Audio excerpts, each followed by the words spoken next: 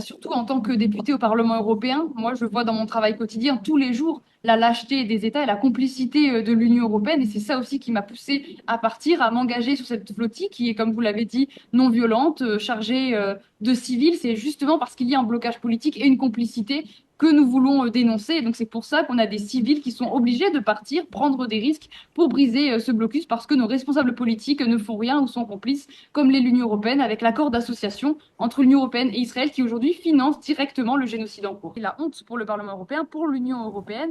Et donc c'est pour ça que nous, on défend depuis le début du génocide la fin de l'accord d'association entre l'Union européenne et Israël, qui est un partenariat économique en fait qui enrichit Israël et qui permet aux produits israéliens de rentrer de manière préférentielle sur le territoire européen. On est aussi évidemment pour un embargo total sur la vente d'armes. Ce sont des mesures qui sont nécessaires. On doit avoir des leviers diplomatiques, économiques d'actionner au niveau européen.